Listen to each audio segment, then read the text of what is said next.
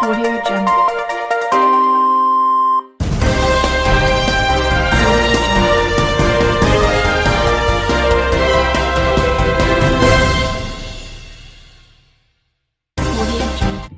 PSL 6 2021 जो कि मुलतवी हो गया है, इसके बहुत बड़ी वजह सामने आ गई कि पाकिस्तानी और जो भी सपोर्टर्स थे और फ्रेंचाइजीज आदमी थे, उनमें से तकरीबन 6 लोग जो हैं उनका कोरोना टेस्ट जो है मुस्बत आ गया, जिसकी वजह से जो है मैच को डिले किया गया और मैच जो है वो बंद कर दिया गया है। तो इसके लिए उन्होंने क्या किया कि वो मालकान से मिले, फ्रेंचाइजीज और जो लोग थे जिन्होंने खरीदी हुई थी टीमें या जो स्पोर्ट्रांस थे उनके से मिलकर उनकी सेहत के लिए और यानी कि तबादला ख्याल उन्होंने किया कि ऐसा करना मुमकिन नहीं है ताकि जो वायरस जो है यहाँ से ही आके ज़्यादा बढ़ ना जाए। तो उन्होंने कुछ टीमें हैं, कुछ लोग थे जिन्होंने उन्होंने तजुर्बा किया, तजुर्बे के तौर पर उन्होंने टेस्ट वगैरह किए तो लोगों में जो कोरोना के वबा थी वो फैल चुकी थी, तो उन्होंने बंद कर दिया, मैच मुलतवी करने का फ़ैसला